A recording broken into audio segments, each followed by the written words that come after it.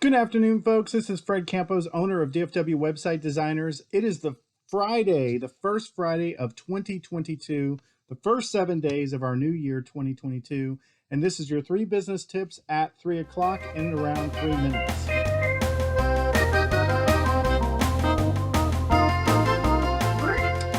This first week, business owners, we've been talking about business success. We've been looking at it from every different angle, from gross profit to attrition rate to employee satisfaction. And today we're going to end this series talking about market share.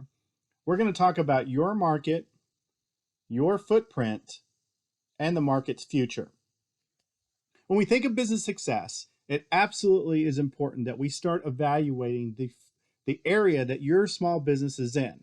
And business tip number 1, you got to evaluate your market. If you sell a widget, you have to know or have the foresight to see and talk with your customer base about how your market is. Is your market something that is sustainable, that's good? And let me give you an example. As a web designer, in the past couple of years, I've had a ton of people that have gone into the CBD oil business, right? Because that became legal here in Texas. So lots of local folks did it. In my opinion, as a web designer, that market is completely saturated. So what I mean is, once a year and you determine your business success, you need to determine what is the sustainability of your existing market. Let's say that you make a very specific widget that only appeals to a very small audience. You have to know if that audience is sustainable enough for you to be profitable. Of course, you should do this before you start a business, but you need to evaluate this as part of your business success at least once a year, if not more frequently, like quarterly. Business tip number 2. Once you've established that your market is sustainable and profitable, you need to evaluate your business's footprint in that market. How much percentage of the share? I was talking yesterday with a business owner that made a very specific product, and he is only one of 3 people in the entire country that makes that.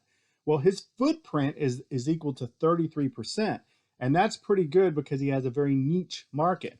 But you need to evaluate your footprint. Are you have a small footprint? Is your footprint increasing over last year? Is it decreasing?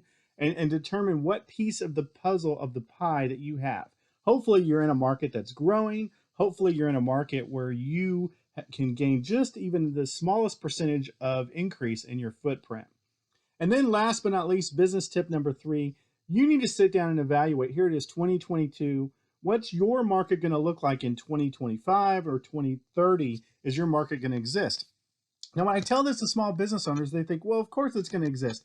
But you know, early on in 2010, I actually was talking to a small business that took slides to VHS tapes. Well, here in 2022, nobody is buying VHS tapes anymore or wanting that conversion.